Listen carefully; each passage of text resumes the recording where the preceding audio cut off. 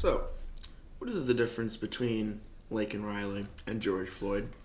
Well, a lot of this chalks up to racism, as do most conservative versus,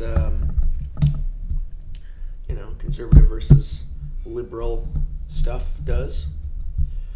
On the one hand, sorry about that, you've got George Floyd, who is this guy who was living in this country and then killed by a police officer, which is the official thing, by the way. This isn't some oh, he died of a fentanyl overdose. The cop standing on his neck was irrelevant sort of thing, which is pretty stupid. It's the same as saying, yeah, I had just gotten the COVID-19 vaccine and the knife in my stomach was irrelevant because I had just gotten the vaccine.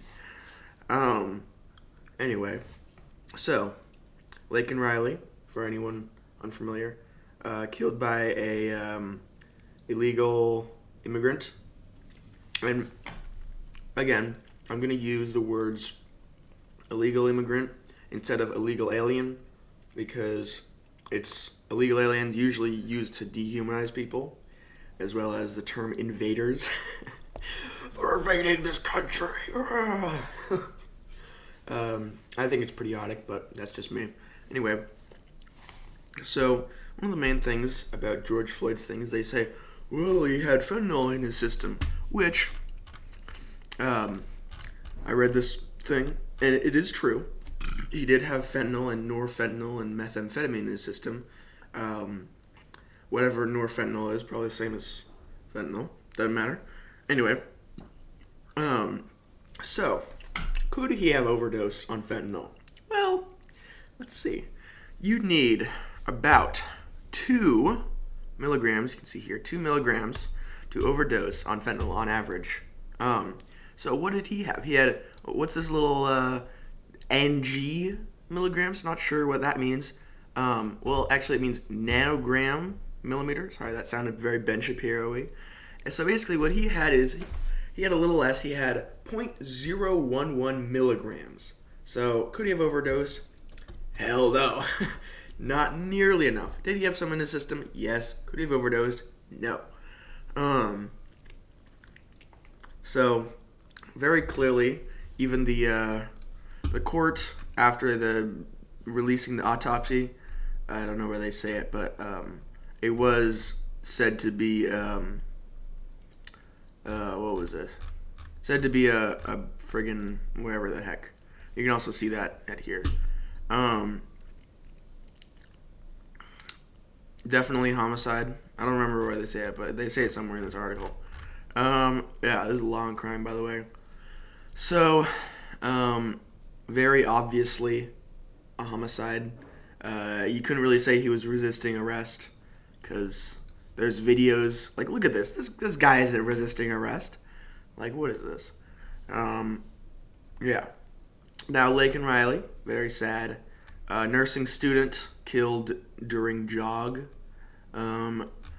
The person that is the affidavit is Jose Ibarra. That's probably, I think that's right. Jose Antonio Ibarra is the suspected person to have killed her. Now, I'm going to say this real fast, but if you think that because Jose Antonio Ibarra killed Laken Riley, that means we should kill him. Well, I mean, sure.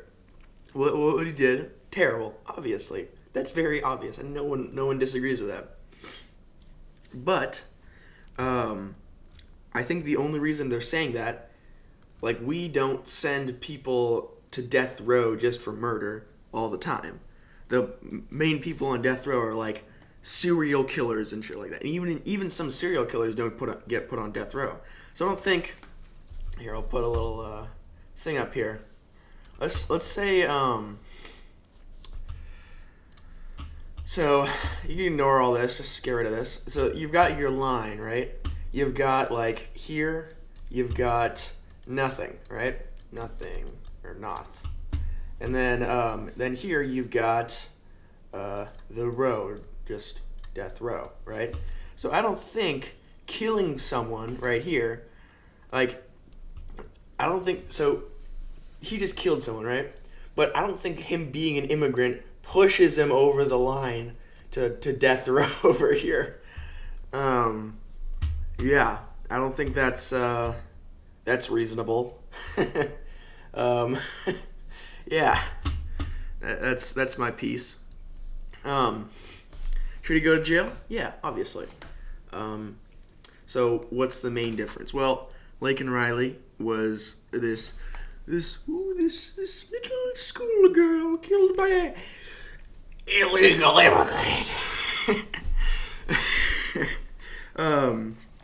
And yeah, and George Floyd was this drug using black who was killed by a protector of the law. So, obviously Derek Chauvin, police officer, is wrong. Jose Antonio Ibarra, fun name to say, but definitely not a great guy, should go to prison or deported. I think that's the reasonable conclusion you can come to in this situation. So, yeah, I guess.